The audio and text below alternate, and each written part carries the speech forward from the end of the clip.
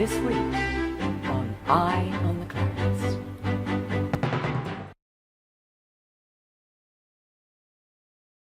Shame! Shame, Dick, shame! Shame, Dick, shame! Shame, Dick, shame! Good job, guys. And to the end of where do we go next, we thought a gesture from this group here. Now, Corkle, we're going inside. I thought we might read to you to see if you want to accept our letter to the Director General of the Department of Environment, Climate Change and Water, Ms. Lisa Corbin, whom we've met earlier in the piece with delegates from NCEC, and we got lots of platitudes, promises to pay attention to anything we raised in the future, and the result has been nil. Our letter draft to Ms. Lisa Corbin reads, 2011 International Year of Forests, World Forest Day protest in Grafton. Dear Ms. Corbin, North Coast Environment Council, together with the North East Forest Alliance, today held a protest outside the Department of Environment, Climate Change and Water offices at Grafton. As you would understand, Monday, March the 21st is World Forest Day, and the environmentalists here have asked us to deliver the following demands to you. While demands might seem impertinent to you, it is an indication of the frustration felt at the lack of progress in the resolution of problems with forestry regulation on both public and private land. Get your act together, National Parks and NCEC.ForestRally.Part3of3.GraftonNSW. Our representatives have followed the normal processes and channels with yourself and your various officers, and we have had enough of spin and prevarication. Despite repeated complaints from the NCEC and NEFA, DECW continue to oversee the destruction of old-growth rainforest and koala habitat on private land, and we will no longer stand by and meekly watch this happen. In the International Year of Forest 2011, DECW has failed to enforce forestry licence conditions in state forests.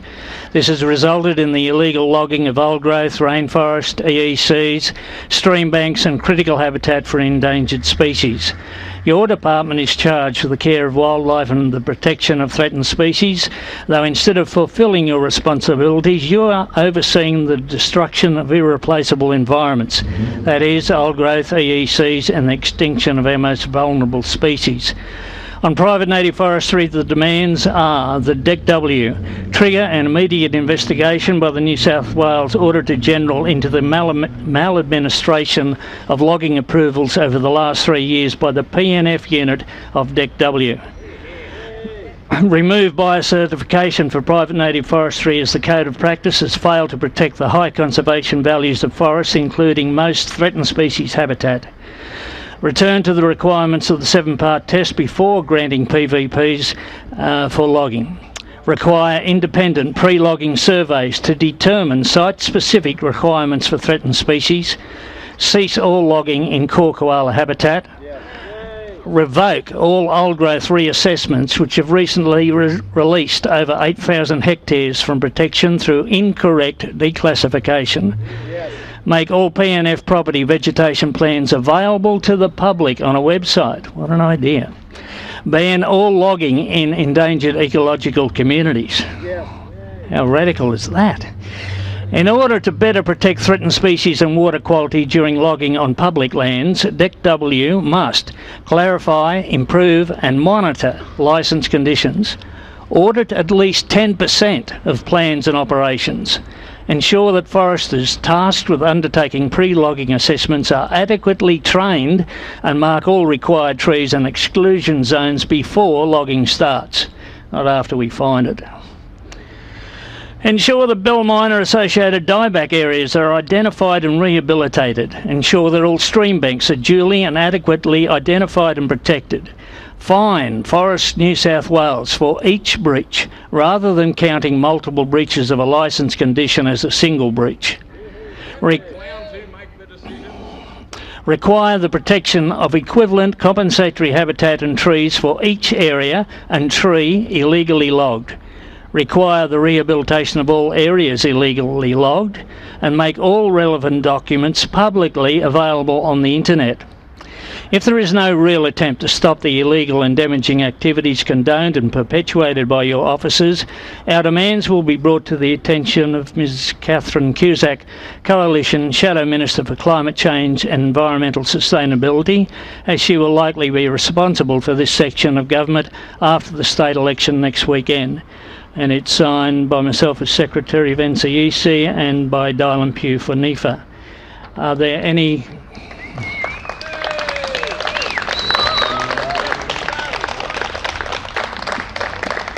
Now, we really don't want to go back to Clarence Environment Centre and retype it. Is there any dramatic change that you wish? All right, all those in favour, say aye. Aye. Okay, a couple of you, Jim and Dylan and John, might like to accompany me to the offices upstairs where we will attempt to deliver this. Can I go? Well, if you remember, it's a non-violent action. We don't want any shame put on NCEC or NEFA by people suddenly get over enthusiastic, abusing people, pushing people around when they have right of way and all the normal social things. They look calm to you? I'm worried about this Corkle character, mate. He looks a bit radical to me. Send the koalas up first. Oh no. Now it's too hard to chant DECCW, so we're going to do shame you bureaucrats. You reckon you can manage that? We'll give it 3 verses, right? Shame you bureaucrats! Shame you bureaucrats! Shame you bureaucrats! Do your duty! Do your duty! Do your duty! Shame, get shame! Shame, get shame! Shame, get shame! Shame, get shame! Shame, get shame! Shame, get shame! Shame, get shame! Shame, get shame!